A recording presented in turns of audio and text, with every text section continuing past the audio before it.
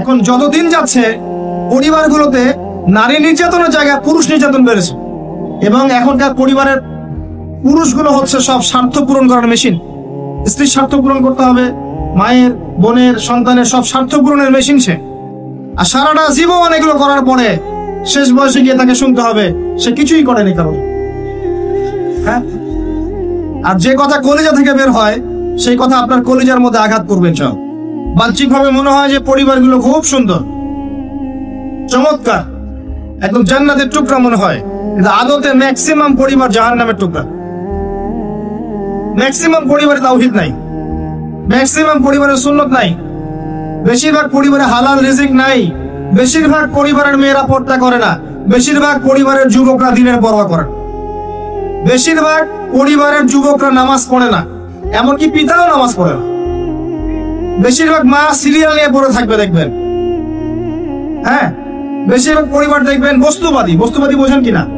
মানে দুনিয়া পূজারি, দুনিয়া পূজারি, সারাদিন দুনিয়ার ফিকির, কিভাবে আমি খাবো।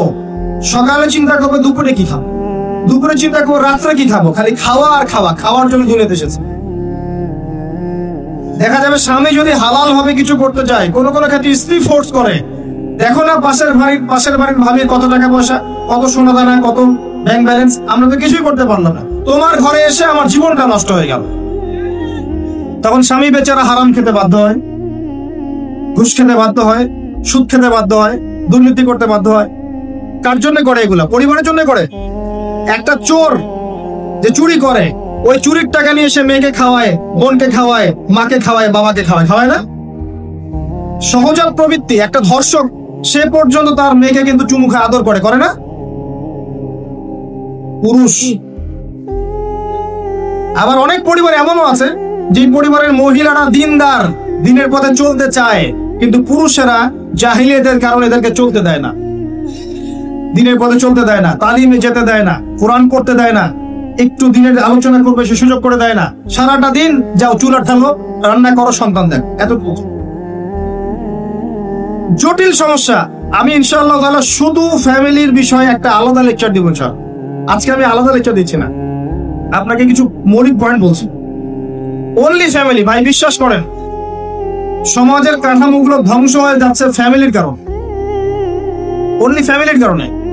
এত সমস্যা পরিবারগুলোতে, এত সমস্যা আপনি চিন্তা করতে পারবেন। ইল্লা মাশাআল্লাহ, কিছু পরিবার বাদ যাদেরকে আল্লাহ পাক খাস করে রহম করেছে, এদের পরিমাণ নিতান্তই নগণ্য, খুব কম।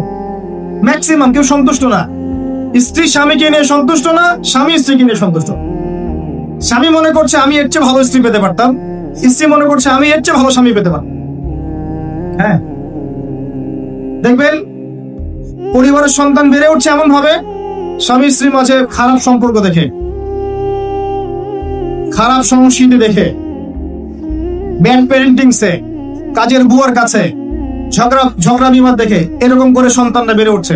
এই সন্তানরা যখন বড় হবে তখন এদের মানসিক অবস্থা কি ভালো থাকবে? নিঃসন্দেহে এরা মাদক সেবন করবে, জঙ্গি হবে, সন্ত্রাসী হবে, টেরোরিস্ট হবে, সিরিয়াল কিলার হবে, এরকম হয়ে যাবে। আর ছোটবেলা থেকে এরকম পরিবেশে তারা বড় হয়েছে। ম্যাক্সিমাম পরিবারে গিয়ে দেখবেন যে ম্যাচিউরড হয়ে গেছে আমাদের যুবকরা, বিয়ে শাদীর কোনো ব্যবস্থা নাই, রিজিকের কোনো সোর্স নাই, বিয়ে করতে পারে না, গোপনে পাপ করে বা ফ্রি মিক্সিং এ যায় বা গার্লফ্রেন্ডের সাথে সময় দেয় বা জেনা করে, এক পর্যায়ে ছেঁকা খেয়ে মিউজিকের কাছে যায়, তারপর মাদক, তারপর দেখবেন ইয়াবা পর্যন্ত চলে যাবে, চলে গিয়ে দেখা যাবে ধর্ষক হবে, জুয়া খেলবে, ক্যাসিনোতে যাবে, অথবা দেখবেন কোন একটা পদের জন্য মানুষকে খুন করা শুরু করবে।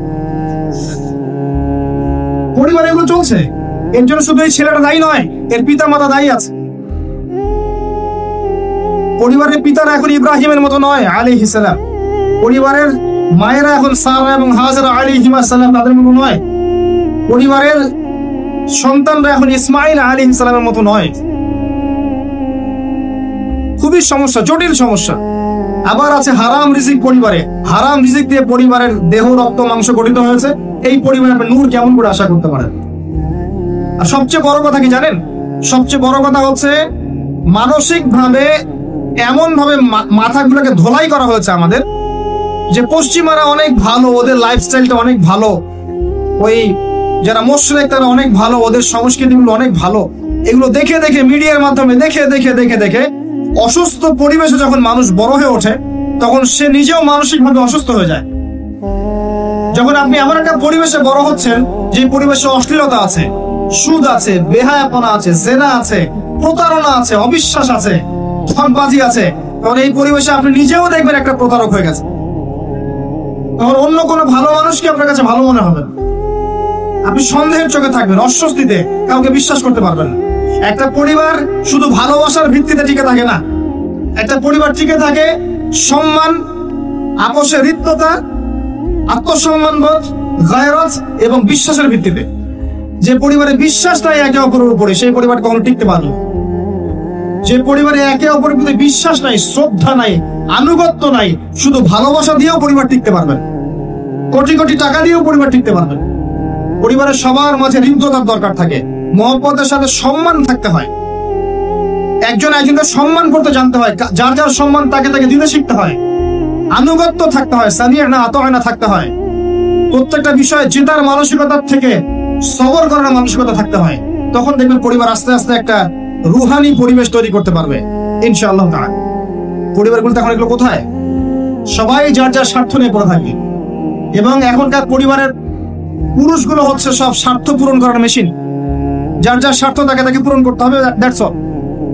পুরুষকে স্ত্রীর স্বার্থ পূরণ করতে হবে, মায়ের, বোনের, সন্তানের সব স্বার্থ পূরণের মেশিন সে। আর সারাটা জীবন এগুলো করার পরে শেষ বয়সে গিয়ে তাকে শুনতে হবে সে কিছুই করেনি কারো। হ্যাঁ, এগুলো বাস্তব। কোথায় আছেন আপনি? এগুলোই বাস্তব।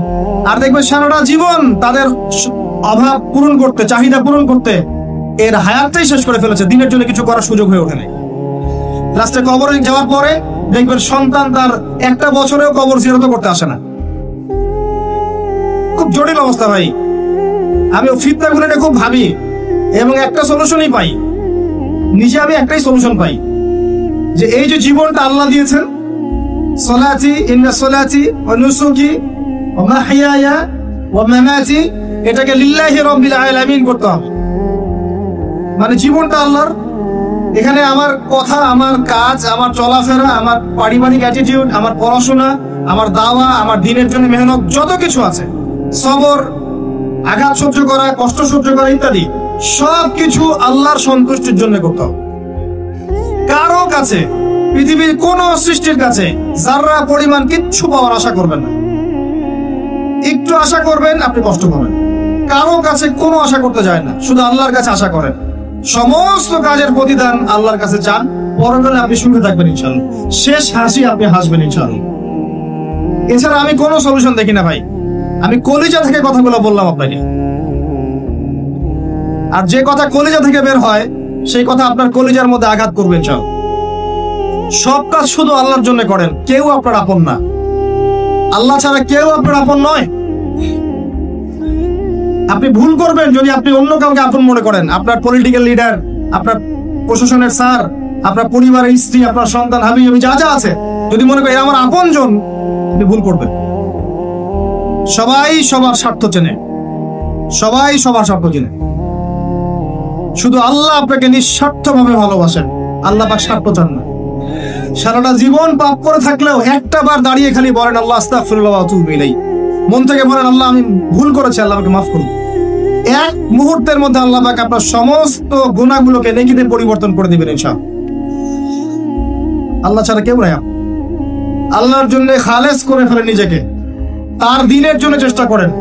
তার দিন আজকে অবহেলিত, তার দিন আজকে অপদস্থ, সারা বিশ্বের বুকে আজকে মুসলিমরা নির্যাতিত, নিপীড়িত। দিনকে এগিয়ে নেওয়ার জন্য কিছু করেন, আপনার ক্ষুদ্র ক্ষুদ্র প্রচেষ্টা ইনশাআল্লাহ আগামী দিন ইসলামের বড় বিজয় নিয়ে আসবে। দিনের জন্য খালেস করে ফেলেন নিজেকে। আপনার সময় আছে এখন, জ্ঞান অর্জন করেন, জ্ঞান অর্জন করেন, পড়াশোনা করেন, আলেম ওলামার কাছে গিয়ে ক্লাসিক্যাল বইগুলো পড়েন, প্রজেক্ট রেডি করেন, দাওয়াতি কাজ করেন, বই লিখেন, বক্তব্য দেন, দিনের জন্য করেন। আপনাকে আপনার দুনিয়া আল্লাহ গুছিয়ে দিবেন ইনশাআল্লাহ, দুনিয়া আল্লাহ গুছিয়ে দিবেন ইনশাআল্লাহ। আপনি দিনের জন্য খালেস করে ফেলেন নিজেকে, আল্লাহর দিনের হয়ে যান, এবং দুনিয়া যে কাজগুলো করবেন শুধু আল্লাহ সন্তুষ্টির জন্য করবেন, কারো কাছে কিচ্ছু পাওয়ার আশা করবেন না। দেখবেন ইনশাআল্লাহ আপনি সুখে থাকবেন। একটা পর্যায়ে গিয়ে নূহ আলাইহিস সালামকে বলতে হয়েছে রব্বি আন্নী মাগলুবুন ফান্তাসির। আল্লাহ 950 বছর দাওয়াত দিলাম, মানুষ কত শোনে না, মানুষ শুনেই না। 950 বছর দাওয়াত দিলাম, আল্লাহ আমার পরিবারের লোকও কথা শোনে না। আল্লাহ আমি পরাজিত, তুমি আমাকে সাহায্য করো। একটা পর্যায়ে গিয়ে লূত আলাইহিস সালামকেও তার স্ত্রী সন্তান ছেড়ে চলে যেতে হলো। একটা পর্যায়ে গিয়ে ইব্রাহিম আলাইহিস সালামকে তার বাবাকে ছেড়ে চলে যেতে হলো। একটা পর্যায়ে গিয়ে আসহাবুল কাহফকে সমাজ থেকে চলে যেতে হলো দূরে। একটা পর্যায়ে গিয়ে মুহাম্মদ সাল্লাল্লাহু আলাইহি ওয়াসাল্লামকে হিজরত করে চলে যেতে হলো, সাথে কেউ ছিল না। আল্লাহর জন্য ভালোবাসা, আল্লাহর জন্যই বিচ্ছেদ। ইতিহাস তাদেরকে ভুলে যায় নাই। একটা পর্যায়ে গিয়ে মানুষ যখন আর পারে না, তখন প্রয়োজনে একা আল্লাহকে নিয়ে থাকতে হয়। এটাই আল্লাহ পাকের মারিফতের সর্বোচ্চ লেভেল। আল্লাহকে নিয়ে থাকেন, ইনশাআল্লাহ আপনি ভালো থাকবেন। রাসূলকে নিয়ে থাকেন, ভালো থাকবেন। তার সুন্নাহকে নিয়ে থাকেন, ভালো থাকবেন। তার দ্বীনকে নিয়ে থাকেন, দ্বীনের জ্ঞান অর্জন করেন, দ্বীনটাকে প্রচার করার চেষ্টা করেন, দ্বীনটাকে প্রতিষ্ঠা করার চেষ্টা করেন। দ্বীন প্রতিষ্ঠা করলে কারো কোনো ক্ষতি হবে না। শৈথিল্যতাবাদী হবেন না, আবার চরমপন্থী হবেন না, জঙ্গি সন্ত্রাসী হয়ে যাবেন না। মধ্যম পন্থায় দ্বীনটাকে নিয়ে গিয়ে যাবেন, মধ্যম পন্থায় এগিয়ে যাবেন, ধীরে ধীরে সবরের সাথে। একটা লেকচারে বলেছিলাম, আমাকে 3টা নসিহত করেছিলেন একজন আলেম। বলেছিলেন, প্রথমে জ্ঞান অর্জন করো, 1, 2, তারপরে তুমি ধৈর্য ধরা শিখো, আর 3 সাহসী হও। ভীরু কাপুরুষের জন্য জান্নাত নয়, তিনি বলেছিলেন। অতএব এভাবে চিন্তা করলে আপনি ইনশাআল্লাহ দুনিয়াতে ঠকবেন না, বা দুনিয়াতে ঠকলেও পরকালে আপনি জিতবেন ইনশাআল্লাহ। পরকালে আল্লাহ পাক আপনার প্রতিটা কষ্টের প্রতিদান দিবেন ইনশাআল্লাহ আযজা ওয়া জাল। আসুন আমরা সবাই যার যার জায়গা থেকে আল্লাহর হয়ে যাই, আল্লাহর জন্য নিজেকে খালেস করে দিই। আর আল্লাহর ভালোবাসা পেতে চাইলে তার রাসূলকে তার রাসূলের আনুগত্য করতে হবে, তার সুন্নাহ মাফিক চলতে হবে। আল্লাহ পাকের ফরজ ওয়াজিবকে ভালোবেসে আদায় করেন, বিরক্ত হয় না। নামাজের আজান হচ্ছে, বিরক্ত হয়ে যায়, ভালোবেসে নামাজে যান। যে আল্লাহ আমার কাছে একটা ইবাদত চেয়েছেন, আমার রব, আমার সৃষ্টিকর্তা আমাকে একটা সুযোগ দিয়েছেন, আমার কাছে একটা ইবাদত দিয়েছেন, সিজদা চেয়েছেন। আল্লাহ আমার কাছে কি আর চেয়েছেন? তাওহীদ চেয়েছেন, সুন্নাত চেয়েছেন, হালাল খাই আদলুক চেয়েছেন, সাধ্যমতো দিনের খিদমত এটা চেয়েছেন। আল্লাহ পাক আমার জন্য জান্নাত রেখেছেন, আমি আল্লাহর জন্য করব না? আল্লাহ পাকের কাজগুলো ভালোবেসে করেন, আল্লাহ পাকে কাছে পাবেন ইনশাআল্লাহ। দেখবেন যদি আপনি আল্লাহর হয়ে যান, আপনি মনে মনে কিছু চাইবেন, হাত উঠিয়ে চাওয়ার আগে আপনার সামনে আল্লাহ পাক সেটা হাজির করে দেবেন ইনশাআল্লাহ।